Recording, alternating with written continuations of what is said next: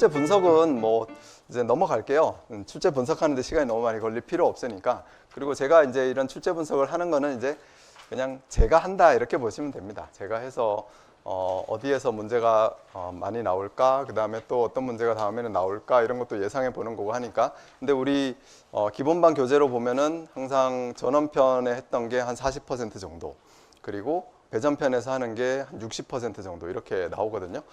그러니까 여러분들 공부하실 때 그렇게 포커스를 좀 맞춰 가시고 하시면 되고, 이번에도 우리가 이제 전원편을 한 턴 이렇게 돌았는데, 전원편 한 턴 돌면서 우리가 배전편을 그냥 등한시하면 안 되는 거잖아요. 그래서 배전편도 계속 공부하고 전원편 수업할 때는 이렇게 두 개들을 계속 같이 하면서 공부해야지 기억이 계속 남고 시험장에 가면 또 볼 수 있는 거니까.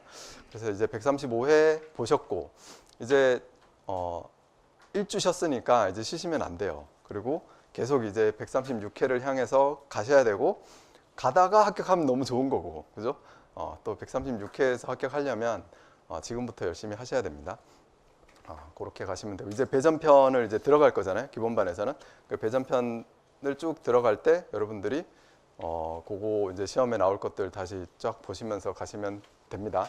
그래서 8월에는 항상 시험 마지막 시험 본 다음에 이제 다음 시험이 많이 남았으니까 한참 이렇게 쉬시는 경우가 있는데, 합격하시려면 그러면 안 돼요.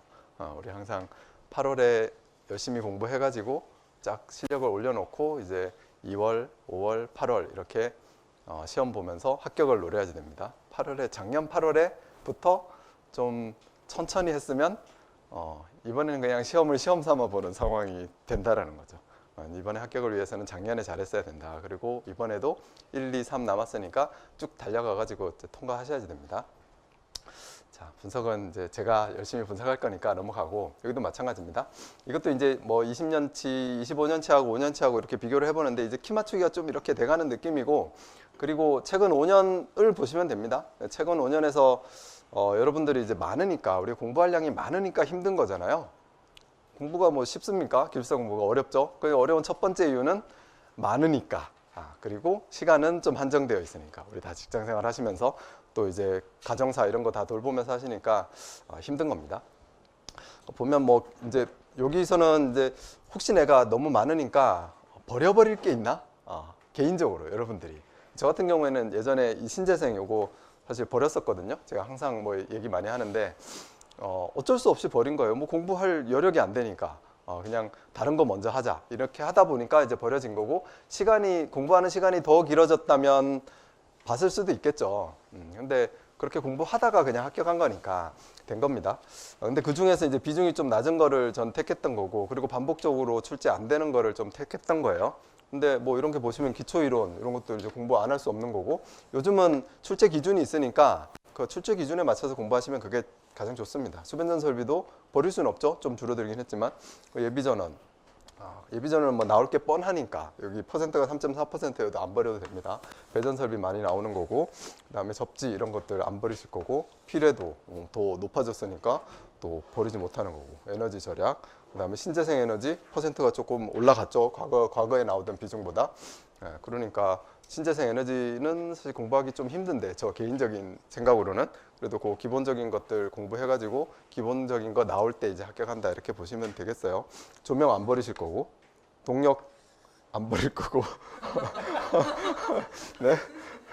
반송통신 설계 감리 이거는 퍼센트는 꽤 되는데 여러분들이 선택해서 좀 버리세요. 선택해서 버리시고, 그다음에 신재생 에너지도 여러분들이 선택해서 좀 잘 생각하십시오. 이건 개인적으로 해야 됩니다. 내가 신재생 에너지 재미있어 이러면 하는 거고, 재미없어 이러면 그 중에서 조금 비중을 줄여도 되는 겁니다. 자, 그런 차원에서 이거 보다 보니까 버릴 게 없다라는 게 결론입니다. 사실은. 근데 여러분들 상황에 맞춰서 이제 해나가면 된다. 이렇게 하시고, 135의 총평은 아까 말씀드린 것처럼 이제 1, 2, 3교시는 제가 봤을 때도 좋았다. 1, 2교시 받아보고 저는 이제 항상 긴장하고 있잖아요. 우리가 공부했던 거에서 얼마나 많이 나올까 막 이런 생각하면서 하니까. 그래서 1, 2교시 봤을 때는 그래도 괜찮았다. 이번에 진짜 다들 열심히 보고 계시겠구나. 근데 이제 3, 4교시 딱 받은 다음에는 3교시는 좋았는데 4교시 딱 보자마자 헉 그래서 ISDN에서 우리 공부 안 하는 건데, 그죠? 그 다음에 발열설 기준, 이것도 우리 공부 안 하는 건데, 옛날에는 아직 강의 초창기에도 제가 이 교재에도 살짝 있고 해가지고 언급은 막 했었어요. 근데 제가 예전에 시공할 때 스노우 멜팅 뭐 이런 거 하면서 얘기했는데, 하여튼 공부하는 범위 아닌데 이런 게 나와가지고 선택하기가 힘들었죠, 이 자체는. 뭐 또 선택한다라고 하면 쥐어짜서 하겠죠. 관에다가 뭐 테이핑 해가지고 반려선 해서 라는 건데, 원리는 알겠는데 하는 이유도 알겠는데 기술 기준은 도대체 뭐야, 이제 이렇게 들어가는 겁니다. 그래서 선택 뭐 안 됐을 테고, 그 다음에 분사회전은 계통 연계 기준, 우리 이제 공부 열심히 해야지 되는 부분이잖아요. 그리고 뭐 어떻게 보면 나올 만한 게 나온 거예요. 나올 만한 게 나온 건데 암기 포인트거든요. 분사회전은 계통 기준 자체가 이해도 좀 하지만 어느 정도 그 항목 자체가 암기 포인트가 많이 있으니까 조금 쓰더라도 쉽지 않은 부분이다라는 겁니다. 감리 업무 수행 지침도 공부하는 거잖아요. 하는 건데 이것도 암기 포인트가 많이 들어가 있는 거기 때문에 쓰기가 쉽지 않았다는 겁니다. ZEB도 마찬가지예요. 우리 공부하는 거잖아요. 그래서 여기는 공부하는 건 맞는데 ZEB 이번에 시험 항목 나온 게 그런 항목들을 다 알고 있기가 쉽지 않은 부분이었잖아요. 그래서 어려웠다, 4교시는 이렇게 봅니다. 누구나 다 어려웠을 것이다 라는 생각이 듭니다. 그러니까 여러분들은 근데 합격하실 수 있어요. 그래서 지금 여기 와 계시니까 지금 이제 가장 지금이다. 지금 여기 와 계시고, 그 다음에 여러분들은 이제 성공하시는 분들인데 다 이제 지금 여기에 또 이 자리에 오셔가지고 하고 계시니까, 지금 뭐 오늘 뭐 줌으로 하지 이러고 아직 안 키우신 분들도 많을 거거든요. 지금 바로 하시는 분들이 이제 승자가 되시는 겁니다. 자, 그래서 화이팅 하시고 좋은 결과가 있을 거다라고 생각합니다. 그리고 이제 항상 좋은 결과를 위해서 이제 분석을 우리는 많이 하는데, 그죠? 제가 항상 모의고사 문제 낼 때도 생각하면서 내거든요. 여기에서 이제 제가 또 보니까 한 20문제는 그래도 나온 것 같아요. 20문제 정도, 31문제 중에 20문제 정도는 이번에도 모의고사에서 적중했다 이렇게 보여지는데요. 이게 보면은 과거에 보면은 평균적으로 한 19문제, 23년도 19문제, 2년도, 3년도는 17문제, 24년도는 19문제 이 정도 맞췄어요. 그러니까 평균적으로 한 것 같아서 25년도의 출발은 나쁘지 않았다 이런 생각이 좀 듭니다. 그건 제 개인적인 그냥 생각이에요. 여러분들은 힘드시겠지만 개인적인 생각이고, 요거 이제 분석집이잖아요. 그래서 이번에도 또 135회 분석을 해서 업데이트를 했습니다. 이렇게 이제 분석집을 업데이트를 하는데, 이건 작년 거예요. 지금 보여지는 건 작년 거죠. 그러니까 작년에 예를 들어서 여기 24년 대비해가지고 연색성, 색온도, 연색성 이렇게 했는데 이제 연색성이 실제로 나온 거고, 그죠? 134회 나온 거고, 여기도 그러니까 강발생의 세 가지를 들고 설명하시오. 이거를 제가 23년 대비로 열심히 공부하자 이런 식으로 해놨는데, 여기 강발생의 세 가지가 열방사, 그 다음에 기체 방전 이런 게 있는 거잖아요.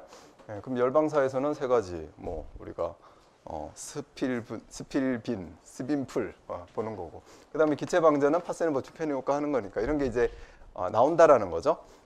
그래서 잘 대비하고 우리 맞추면 된다라는 거고요. 이런 식으로 이제 25년도도 당연히 이제 했고, 25년도에도 그냥 몇 가지만 보면 뭐 수전 방식의 종류, 그 다음에 스폰 네트워크 이거 이제 공부하자 그랬는데 이번에 이제 스폰 네트워크가 안 나오다가 또 나왔어요, 그죠? 그리고 하나 또 예를 들면 이건 뭐 맥스웰 방정식 뭐 이제 당연히 공부하는 건데 이번에 이제 공부하자라고 이렇게 했고, 사실 작년에 나올 거다라고 재작년에도 나올 수 있다라고 생각했는데 쭉 안 나오고 있다가 이번에 이제 나왔습니다. 그러니까 끈기 있게 이렇게 한번 탁 찍어 놓으면 나올 때까지 끈기 있게 가다 보면 당연히 나오겠죠. 자, 이런 식으로 이제 우리가 모의고사도 보고 하는 거니까 이 문제 분석을 통해서 제가 모의고사도 출제를 하는 겁니다. 모의고사 문제하고 분석하고는 조금 다르잖아요. 그냥 분석은 실제로 있는 거에다가 찍어 놓은 거고, 모의고사는 그냥 공부하는 범위 내에서 우리가 이런 문제를 공부하자라고 하는 거니까 네, 그 내용은 비슷합니다. 자, 그래서 이제 제가 분석을 열심히 잘할 테니까 여러분들이 잘 공부하셔서 합격에 이를 수 있게 하면 좋을 것 같습니다. 이제 136회, 137회 이제 얼마나 또 우리가 공부하는 데서 나올지가 그게 이제 저한테는 관건이에요. 근데 지금까지 상당히 시간이 이제 많이 길었는데 쭉 통계적으로 보면 이제 어느 정도는 한 15문제에서 20문제 사이에서는 계속 왔다 갔다 하는 것 같아서 그 정도 안에서 그냥 이 평균으로 수렴하는 것 같아요. 다행이다라고 생각이 됩니다. 자, 보겠습니다. 1교시부터 내용을.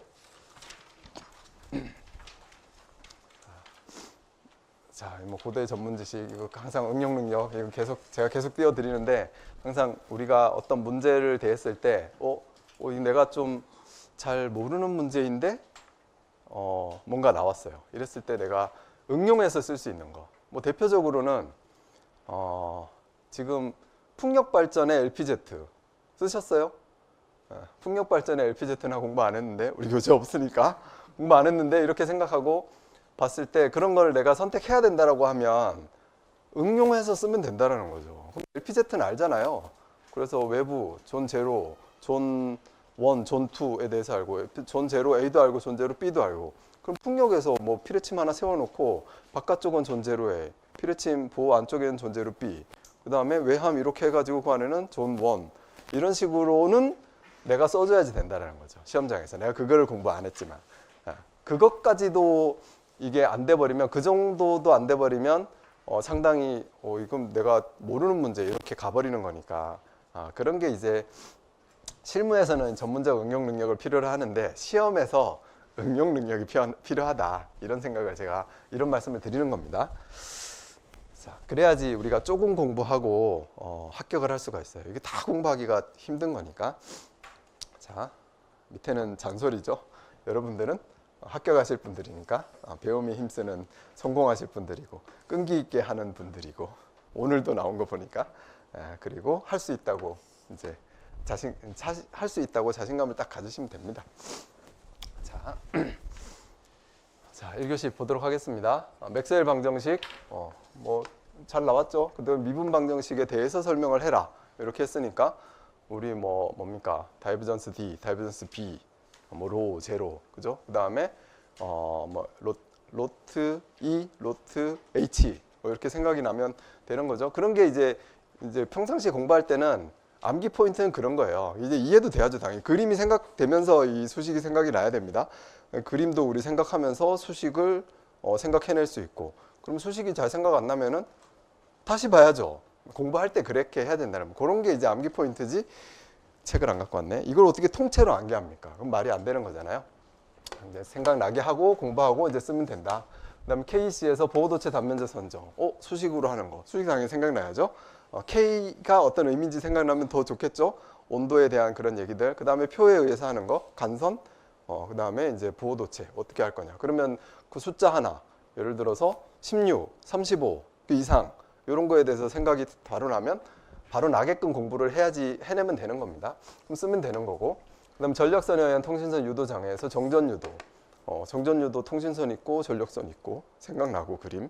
그다음에 수식 생각나고 수식 생각나면 거기에서 원인도 있고 그다음에 대책도 있고. 그렇게 가는 거예요. 공부를 그렇게 해야지 된다는 겁니다. 그다음에 KC 규성에서 보면 등전이 본딩의 분류와 대상. 이것도 등전이 본딩에 대해서 이제 공부할 거니까 또 풀어야 되는 거고. 그다음에 축전지 충전 방식. 이거 뭐 우리 얼마 전에 했어요, 그죠? 기본반에서는 예비전은 끝쪽에 있었으니까 우리 다른 분들도 다 아실 거지만 쉬운 문제니까 다 아실 거지만 우리 또 본 지 얼마 안 되잖아요. 쓰셨죠? 당연히. 네. 그다음에 정전기의 방전 현상에 대해서. 정전기 방전 현상 물어본 거잖아요, 그렇죠? 잘못 썼어요? 물어본 건데 어떻게 난 이거 보자마자 바로 생각이 났는데 어떻게 하여튼 지지난번이었나 그 포인트에 어떻게 이걸 질문을 했지? 모의고사에서 방전 현상이 이쪽에도 있고 이쪽에도 있는데 그거 뭐냐라고 물어봤잖아요. 안타깝네. 네. 그래요? 네. 그래서 그때 제가 이건 정전기에 있는 방전 현상 이걸로 쓰면 좋겠다 그랬는데 그게 시험에 나왔어요. 그래서 저 이거 보자마자 생각이 났거든요. 잘 썼겠다. 네. 안 물어봐야지. 마음이 아프네. 네, 그 다음에 한국 전기설비 규정에서 규정하는 케이블 트렌치 공사.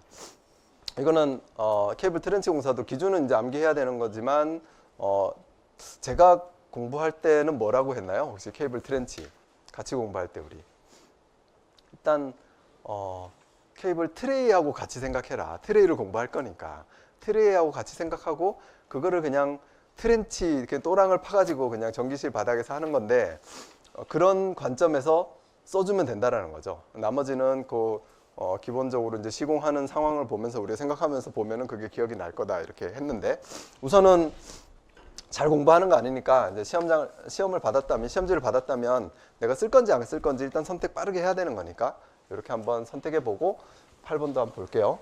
8번은 전기설비 시설 공간 기능성 안전성 관리성 안전성 우리는 항상 뭐 공부합니까? 항상 건축적 고려사항, 환경적 고려사항, 전기적 고려사항 이거 공부하잖아요. 근데 갑자기 기능성 안정성, 그러니까 기능성, 관리성, 안전성이 나왔어요. 그러면 이거 이제 안 풀 것이냐? 우선은 안 봤으니까 안 봤다라고 하면 우선은 세모죠. 세모나 찍 그어야지 일단은.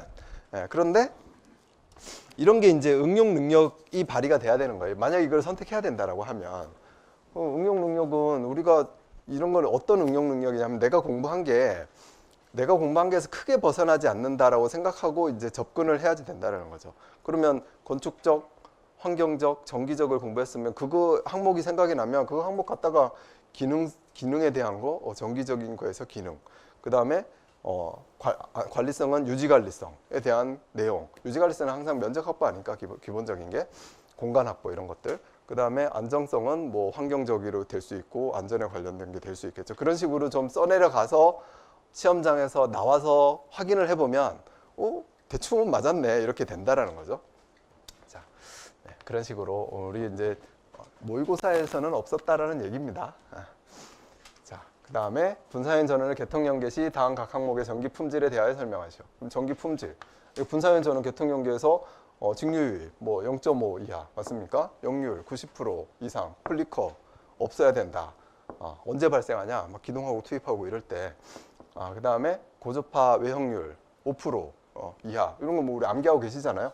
그러니까 이건 좀 쉬운 부분이 나왔네 생각하시면 되고 그 다음에 풍력발전기 LPZ 풍력발전기 잘 모르겠는데 아까 얘기했지만 이것도 이제 응용 능력을 발휘를 해야 되는 겁니다. 일단 내가 확실하게 아냐 모르냐를 표기를 하는 거예요. 그 다음에 소방에서 비상전원 수전 설비의 뭐 NFPC 지난번에도 나왔죠, 그죠? 지난번에도 제가 이거 뭐라고 했던 것 같은데 또 나왔어요. 깜짝 놀랐어요. 또 나와가지고. 근데 이번에는 저압이래요. 저압 수정. 근데 똑같아요, 그죠? 내용이. 이거는 일단 몰라. 뭐 앞으로도 몰라요. 공부 안 할 거예요. 왜냐면 출제 기준에 소방에 대해서 나온다라고 하긴 하지만 출제 기준에 요 항목 뭐 딱 찍혀 있지는 않으니까. 자, 그다음에 12번 군내통신실 공간 선정 시 고려사항 면적과 확보 기준. 이것도 뭐 기준 자체는 모르죠. 군내통신실. 혹시 써야 된다면 이것도 나중에 해봐야 되겠다. 이렇게 체크하시고 조명 용어 이거는 확실하게 맞춰야 되는 거죠. 그러면 동그라미 하나, 둘, 셋, 넷, 다섯. 그러니까 일단 없는 거. 세모, 세모, 세모, 세모, 세모 이렇게. 그러니까 세모나 찍은 게 3개 이하여야 되잖아요. 그러면 베스트인 거죠. 동그라미가 10개니까. 근데 이제 동그라미 있는 거를 내가 풀어내고 내가 그은 거는 버려버리고 세모에서 뭘 선택할 건지를 빠르게 보면 됩니다. 그럼 내가 뭘 응용 능력을 갖고 풀어볼 거냐.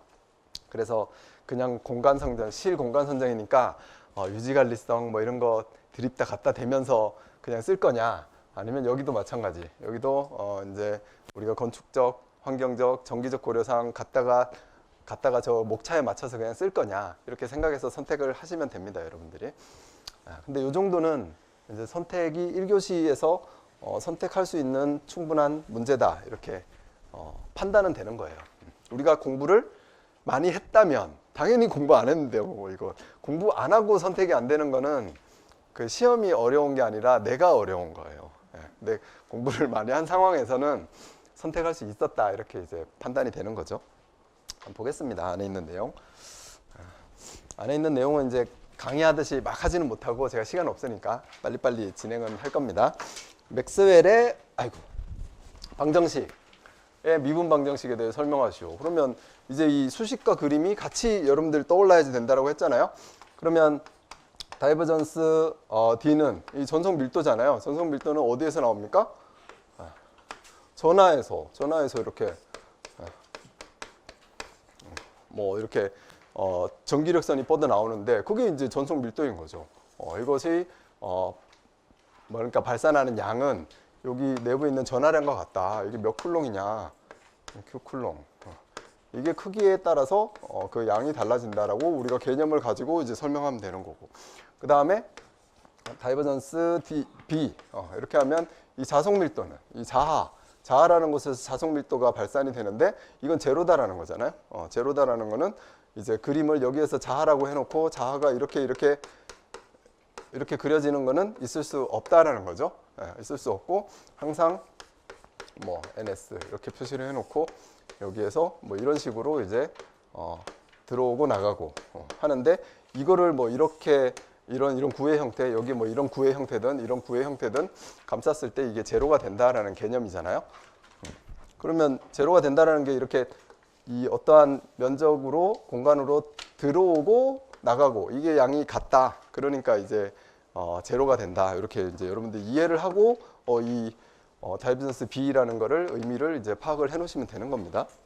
그럼 어떤 분들은 여기에다가 이렇게 동그라미 쳐가지고 이렇게 동그라미 치니까 이게 다 나가는 것만 있는데 이렇게 또 생각을 하시는 분들도 있겠지만 여기 S에서 이쪽으로 착착 들어오고 있는 거잖아요. 표현은 안 돼 있지만.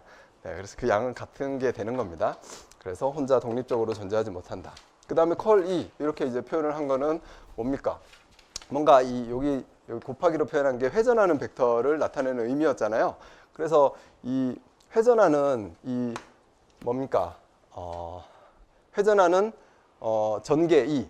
여기는 여기 자속 밀도가 변화하면 자속 밀도 B가 변화하면 그 회전하는 이 뭡니까 전위가 생긴다, 전개가 생긴다 이게 의미인 거잖아요.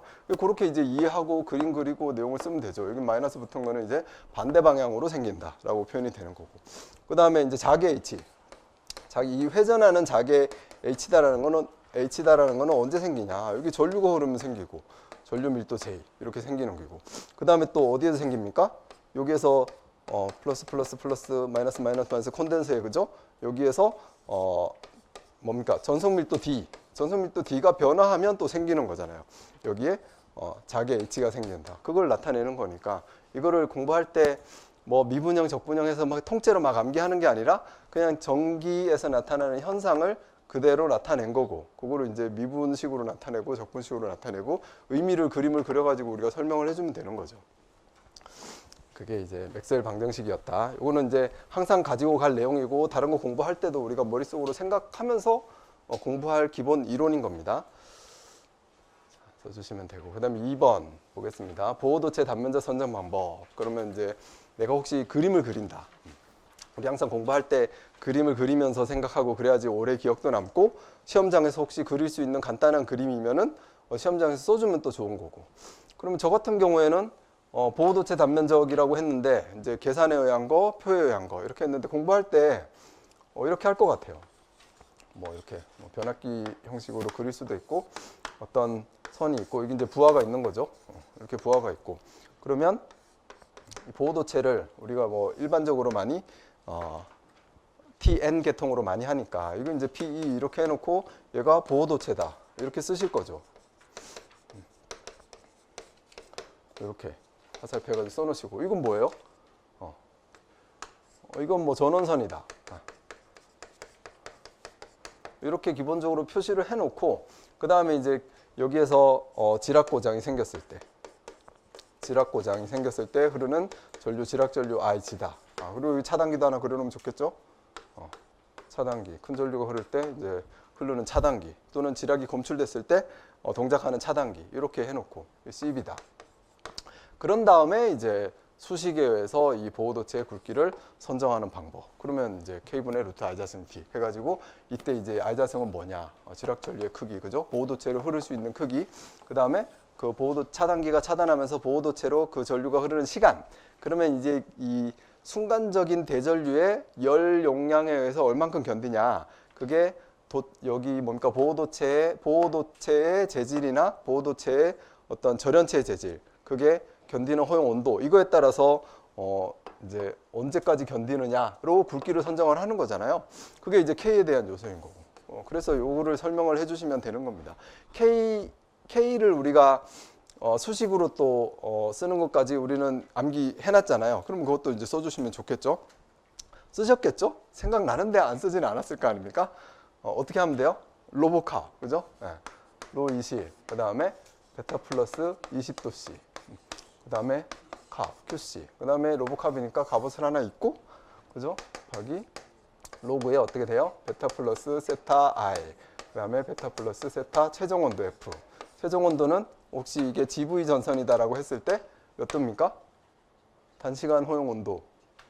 여기 시험에도 나왔잖아요.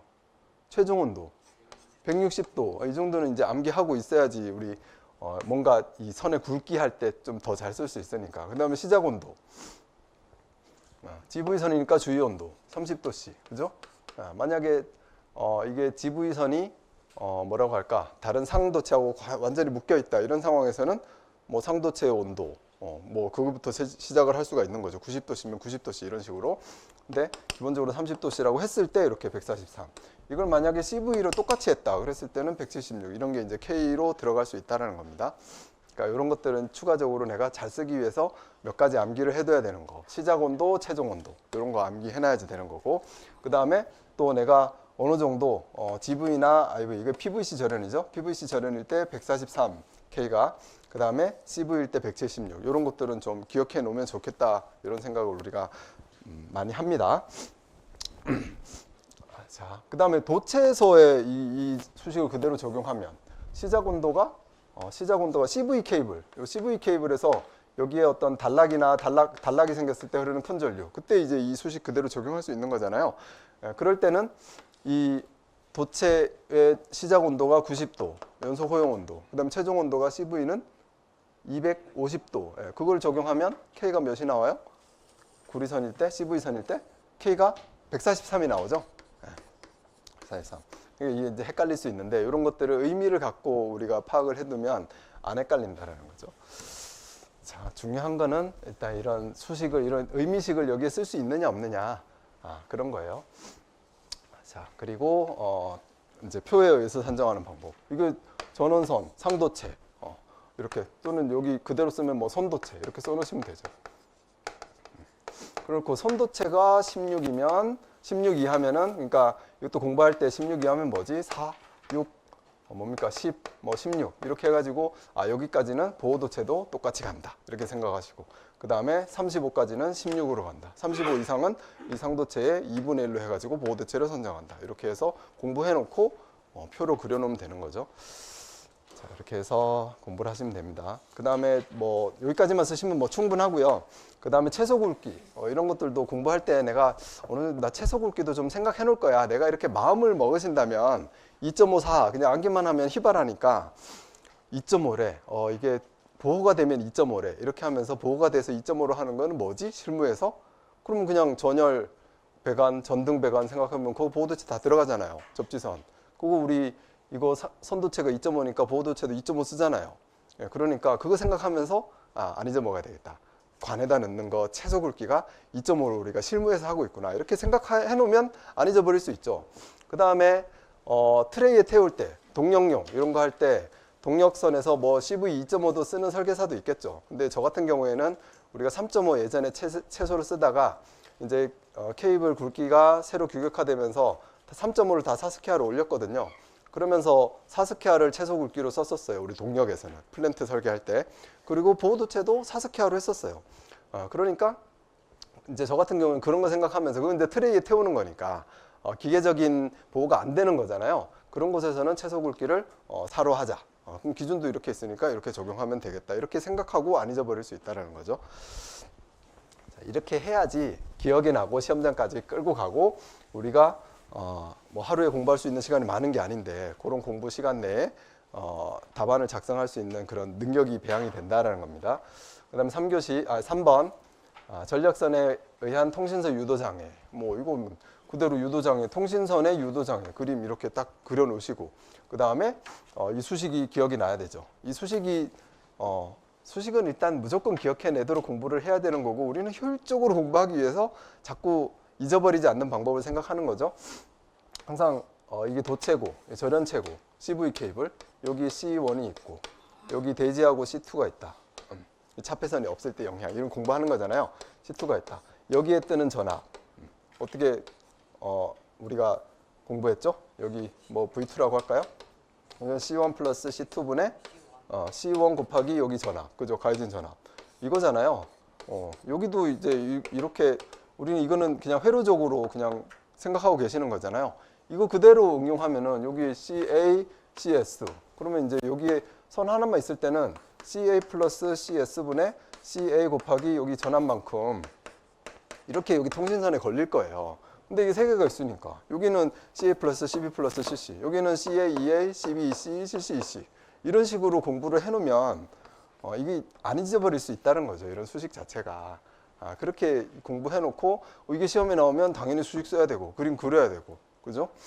그러면 이게 통신선에 이만큼의 전압이 유도 전압이 정전 유도가 될 수가 있다 이렇게 하시면 되고 이 수식은 뭐 생각나시면 쓰시고 생각 안 나면 안 쓰셔도 되는 거고요. 자 그러면 원인 영향 대책이 이제 나와주면 되는 거죠. 그럼 이제 원인은 뭐예요? 이 수식만 갖고 그림 갖고 생각하면 C 값이 불평형이 생기면 전압이 뜨겠네 이렇게 생각을 하면 되는 거죠. 그리고 여기 전압이 불평형이 생겨도 전압이 떠요. 근데 기본적으로 이 전압은 평형이다라고 우리가 가정해놓고 일단 가는 겁니다. 그래서 C 값이 불평형이 생기면 뜬다 이렇게 이제 보여지시는 거고. 그러면 대책은 어떻게 세우면 돼요? 이 C의 평형, C를 평형시키려면 C라는 것은 거리 D분의 입실론 S라는 건데 여기에서 지금 입실론은 공기니까 다 같고 면적도 뭐 여기에 면적 그러면 다 같고 그죠? 그러면 이 거리에 의해서 이 C 값이 지금 불평형이 현장에서는 생길 수 있겠구나. 그래서 이 거리를 갖게 하려면 어떻게 해야 돼요? 전력선을 연가시킨다. 이렇게 하면 되는 거고. 그 다음에 또 기본적으로 뭡니까? 요 CA, CB, CC의 거리가 이제 문제인 건데 이걸 이격하면 뭐 영향도 작겠지만 수식적으로도 이격하면 요 불평형 거리의 불평형 자체가 해소가 되는 거거든요. 제가 강의할 때는 그렇게 얘기하잖아요. 여기는 예를 들어서 5m고 근데 여기 통신선이 5m에 왔다. 그럼 얘는 5m고 얘는 10m고 얘는 5m고 이렇게 될 수 있는데 멀어지면 100m고 105m고 100m고 그러면은 거의 평형이 된다는 거죠. 수식적으로도 그렇게 생각하면서 우리가 공부하면 되는 거죠. 그 다음에 통신선 측의 대책은 뭐예요? 항상 차폐, 접지 이거는 뭐 정전유도든 전자유도든 그죠? 이렇게 해가지고 차폐 접지한다. 근데 정전유도는 어떤 접지? 편단 양단 중에 선택한다라고 하면 편단 접지로도 되고 전자유도는 양단 접지. 왜냐하면 전자유도는 반대 자속을 일으키는 전류를 흘려줘야지 유도를 막을 수 있는 거니까.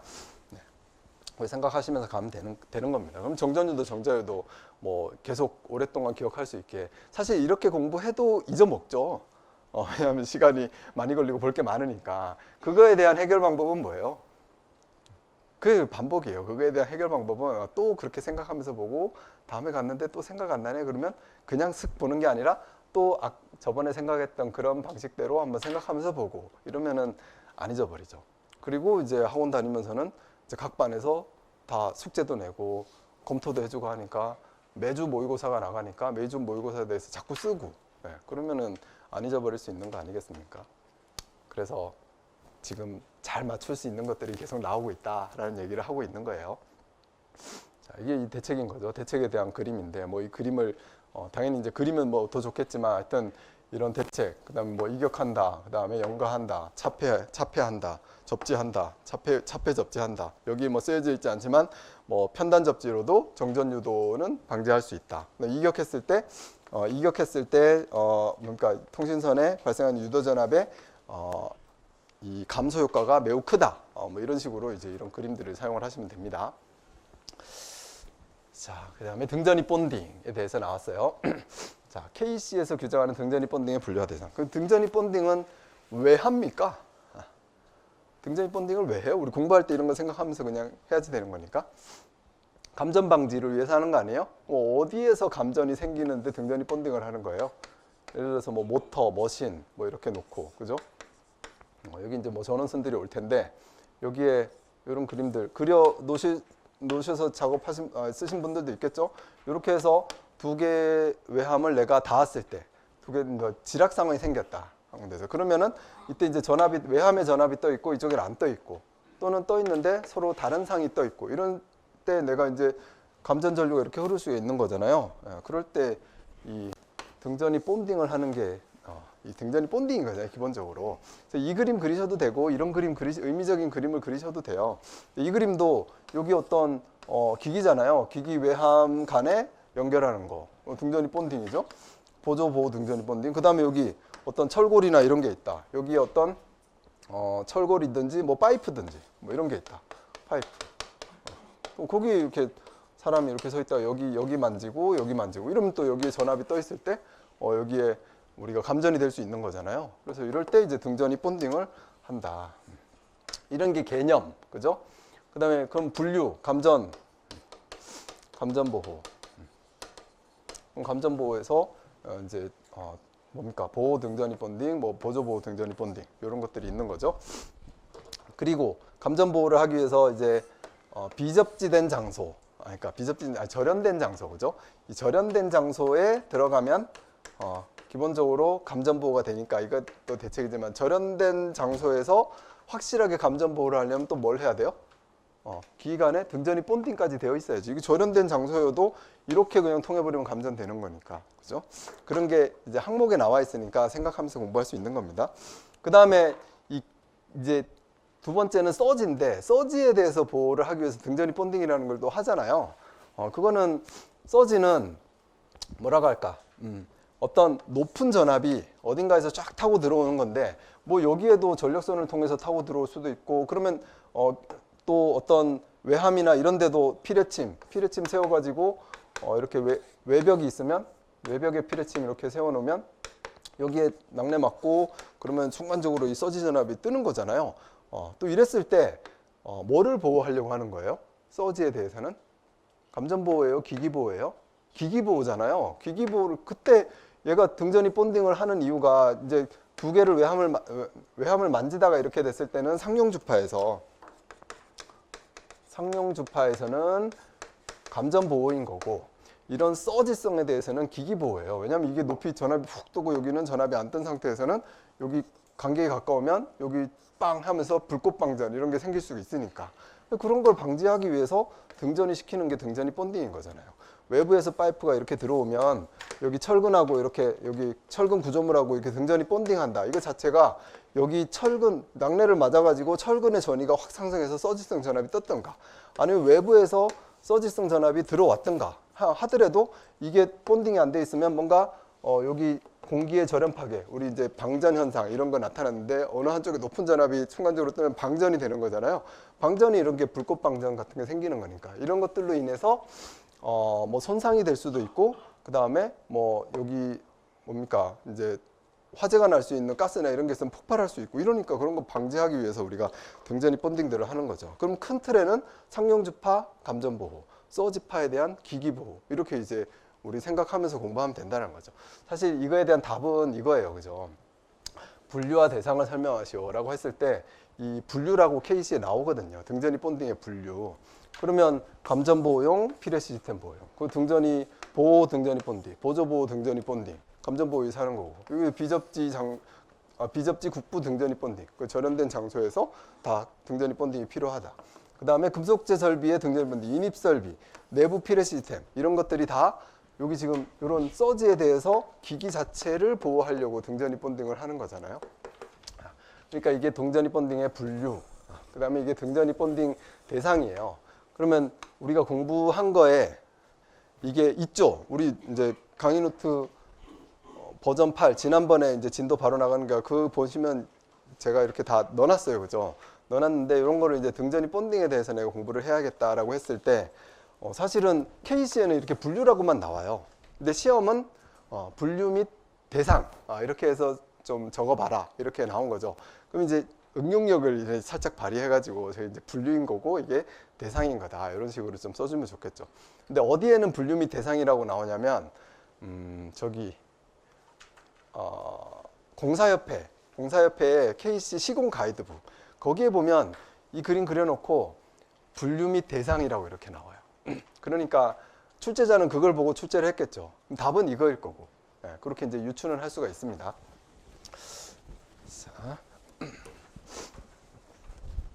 자, 자, 이렇게 이제 변화하는 것들도 많이 있는데 이런 변화하는 것들도 우리가 따라가야 되는데 이런 변화하는 걸 따라가기 위해서는 내가 변화하는 걸 계속 모니터링을 해야 되는데 그것도 힘들잖아요. 혼자 공부하기도 힘든데 변화하는 걸 언제 모니터링하고 있어.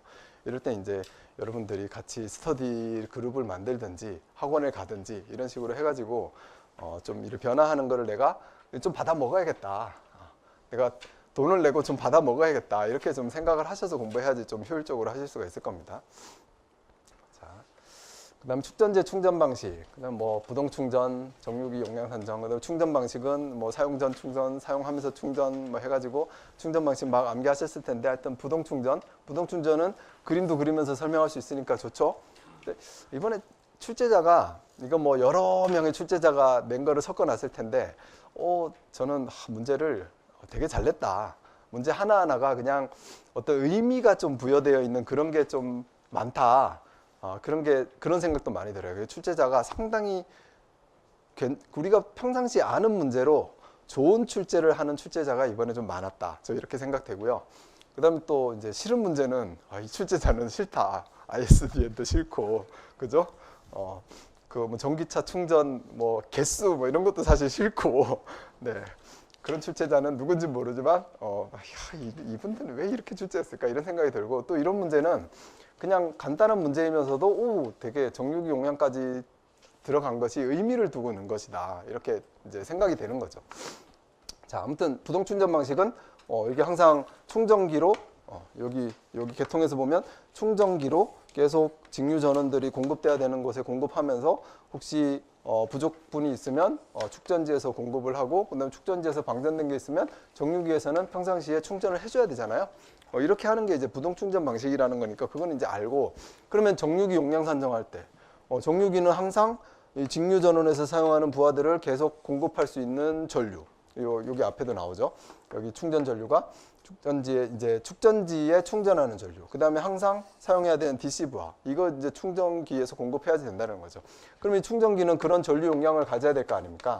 그래서 이 용량이라고 했을 때 그냥 전류 용량이라고 써가지고 이제 충전하는 전류도 필요하고, 충전 전류, 축전지에 플러스 이제 DC 부하에 대한 전류도 필요하자. 그럼 이거에 대한 것을 다 만족할 수 있는 전류 용량으로 해야 된다. 이렇게만 쓰셔도 맞은 거죠. 저는 맞다고 생각합니다. 그럼 이제 개념으로 응용을 해서 썼다면, 그래서 ILRC, 그래서 충전 전류, 이게 부하 전류 해가지고 이만큼 이렇게 정류 장치의 전류 용량을 확보해야 된다. 이렇게 쓰시면 되는 거예요. 근데 이제 교재에는 정유기의 용량 해가지고 여기 이제 전압도 곱한 거죠. 곱해가지고 이게 정유기의 용량이다. 이런 식으로 표현을 해놨고, 그 다음에 이게 뭡니까? 이거는 정유기 자체의 효율과 정유기에서의 어떤 역류를 해놨는데, 이거는 정유기에 공급하는 AC 전원의 용량을 이제 우리가 구하기 위해서 들어간 식이죠. 그럼 이제 그렇게 저렇게 용량식으로 적었다면 저 내용을 이제 쓰시면 됩니다. 그러면 정유기의 용량, 정유기에 공급해야 되는 용량 이렇게 적으시면 됩니다. 자.